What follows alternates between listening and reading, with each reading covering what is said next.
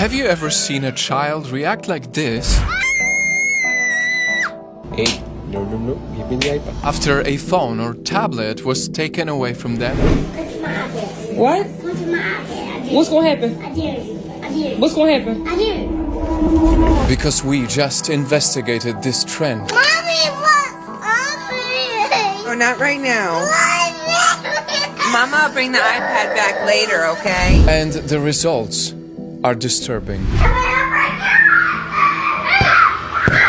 Netfam, if this reminds you of a kid in your life right now, you definitely cannot skip this video. And the data I'm about to share with you is essential for anyone living in today's time. He's just always in his own world. He really quiet for real unless he know you. This is the dark future of iPad kids, also known as the Generation Alpha. Apparently, this 8th grade kid cannot spell a single word correctly on this list. We're talking about anyone in your family who is 13 years old or younger right now. Kids who were born at the same time as the iPad in 2010. Kids who at 8 years old already had their first phone. And they're the only humans in the history of the world to have grown up with a gadget as a babysitter. Mama, I'll bring it back, okay? I mean, some of these kids haven't even experienced what it's like to get dirty and play outside with neighbors. They literally cannot comprehend a life without social media. And sadly, their parents have chosen the easy way out, using the iPad to shut them up. And don't get me wrong, I can kind of understand you. Many of you parents are just tired. That's why you do this. At least I want to hope so. But see, the temporary relief of 5 minutes when you're letting a gadget take care of your crying child has a permanent curse in exchange, and it lasts for a lifetime. And it's important to say that this isn't just my opinion.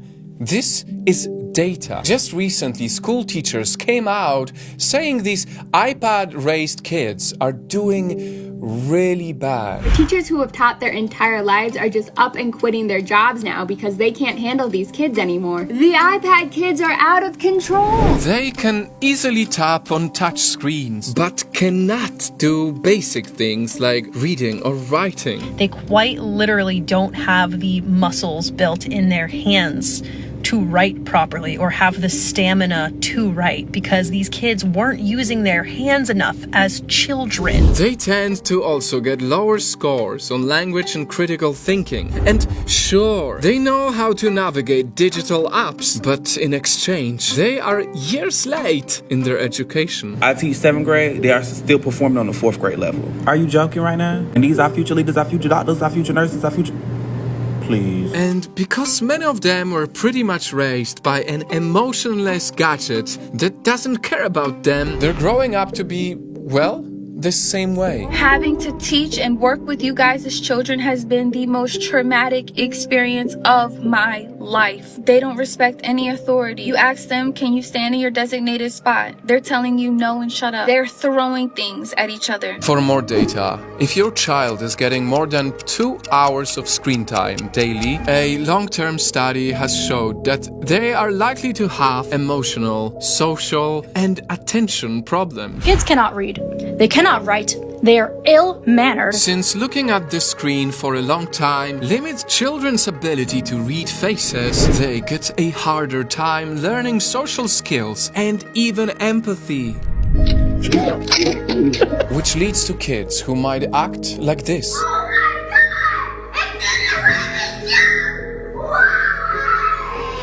Like they have anger issues, because when you train them to have everything in an instant, they don't even get to learn about patience. I'm taking away your iPad.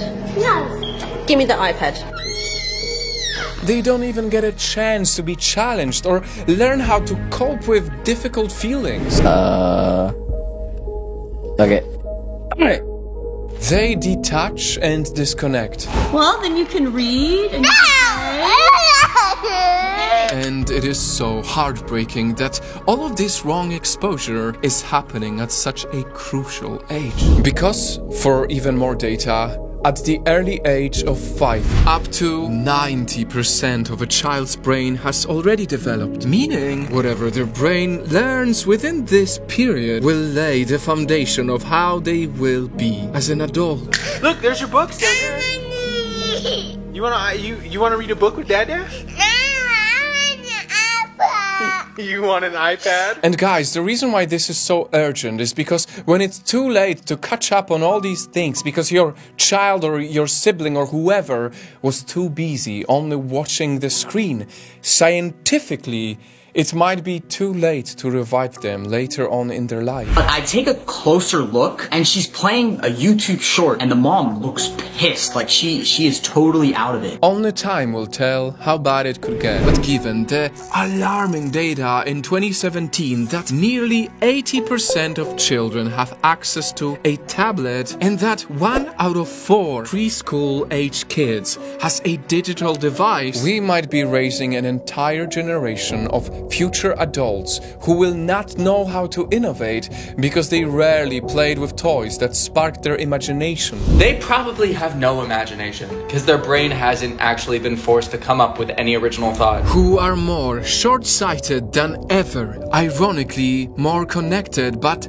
also more lonely and likely untrusting because they have been so exposed to the nasty side of reality through their screens. I mean, do you notice how our Gen Z teens today seem to suffer way more from anxiety, depression, ADHD, dysmorphia, and all the other mental health issues? That so many parents who grew up without iPads, without iPhones, without smart devices, act as if they have no clue what to pull out if they take the iPad away. That's why it's just so ironic because Steve Jobs himself, who created the iPad, once said that he would never allow his own kids to use them. The Apple founder actually would not let his own kids play with computers. Because he himself knew he created an addictive machine that is specifically manufactured for your kids to get hooked. Yes, your kids are being targeted with overstimulation, with YouTube channels like CoComelon, using the brightest colors, flashing lights, and memorable music, all acting like stimulants in children's minds. They won't be able to resist this. They are almost hypnotized by it. And soon, like junkies who need to get their next fix, everything else to them in the real world will pale in comparison. But won't even watch the hockey game because they're too busy playing a game of hockey on the iPad instead of watching the hockey in real life. Because now that they are raised by the algorithms, they are bored by reality. Until the online world they always watch starts to blend with their real life, and they find it difficult to see the difference between both. I mean, let's be honest, I'm sure you've noticed how some kids these days already speak and act like they are in videos. And perhaps the most disturbing thing is not just what they watch, but who is watching them. If you don't guard your child enough, they can encounter evil channels on YouTube or TikTok that fool kids with twisted versions of cartoons. On the left of the screen, there's the real episode of Peppa Pig, and on the right,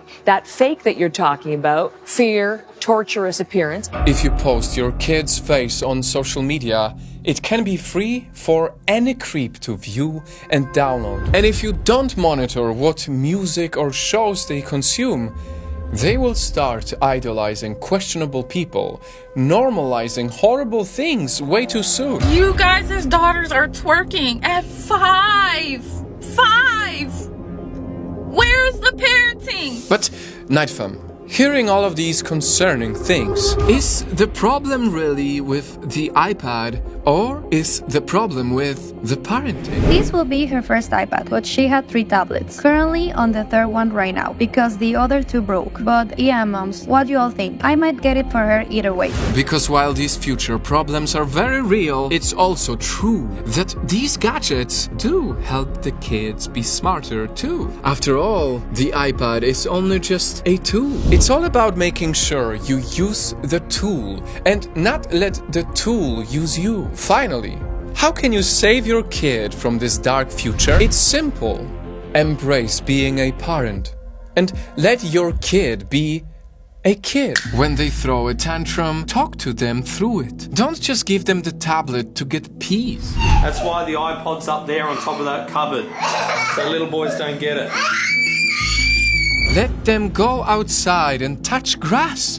Let them have the same rich childhood you had. Because boredom is really where their creativity can shine. And if you absolutely have to give your kid that iPad, make sure they are at least 3 years old, and please keep it to a minimum until they learn to never look for it anymore. What do you want? I want the iPad.